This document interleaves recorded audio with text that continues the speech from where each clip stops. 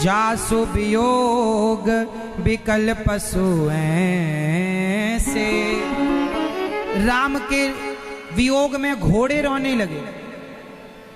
कौन रोने लगा मेरी माँ? घोड़े। जब घोड़े रोने लगे तो जिनके वियोग में घोड़ों की ये हालत थी, उनके वियोग में वहां की प्रजा की क्या हालत रही होगी। अब राम जी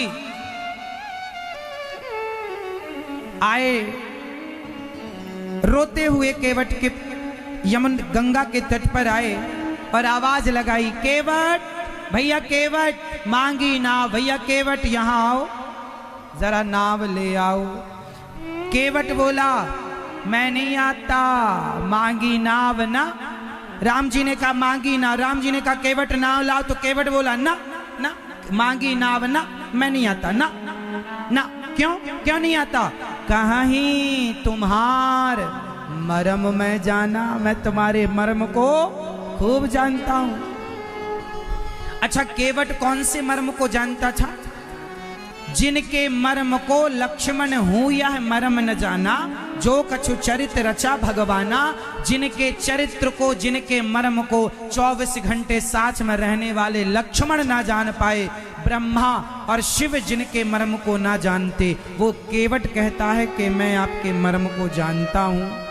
अच्छा बताओ कौन से मर्म को जानता है केवट? ये केवट पिछले जन्म में कौन था? केवट पिछले जन्म में कछुआ था।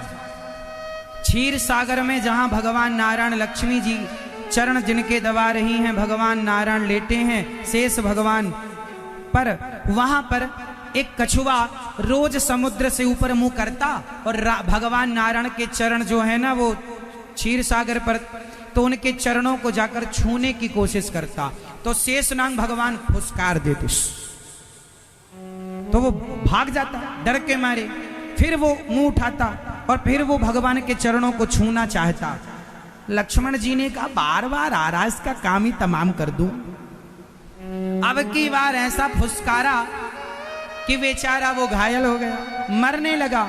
तो मरते हुए उसने कहा, हे प्रभु मैंने आपसे कुछ मांगा थोड़ी था, आपके चरण स्पर्श करना चाहता था, और बताओ मैं कब करूंगा? भगवान बोले अगली जन्म में तू केवट बनकर आना, मैं राम बनकर आऊंगा, और तू खूब मेरे चरण धुलना, खूब आनंद से मेरे चरणों का स्पर्श करना।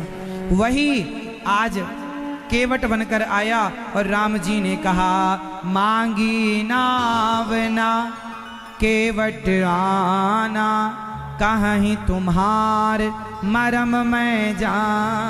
मैं तुम्हारे मर्म को जानता हूं। कौन सा मर्म? छुअत सिला भई नारी सुहाई, पाहन ते न काठ कठिनाई। मेरी नाव तो लकड़ी की है, आपके चरणों में बड़ा जादू है। आपके चरण ने स्पर्श कर दिया पत्थर का तो नारी हो गई। मेरी घरवाली कहेगी यदि आपने मेरी नाव को छूकर नारी बना दिया तो नारी मेरी घरवाली कहेगी मैं थी, तुम दूसरी कहां से ले आए। मेरा झगड़ा होगा और मेरे पास दो दो ना पत्नियों के लिए साड़ी खरीदने के भी पैसे नहीं है, इसलिए मैं आपको पार नहीं लगा सकता। तो यही प्रतिपालू, मैं इससे परिवार पालता हूं। अब मैं क्या आपको पार लगा दूंगा तो ये नारी बन जाएगी, कल फिर मैं क्या कमा के खाऊंगा? तो केवट बोला आगे से पानी थोड़ा कम है, तो आप कमर से पानी है, आप लोग चले जाओ वहां से पैदल।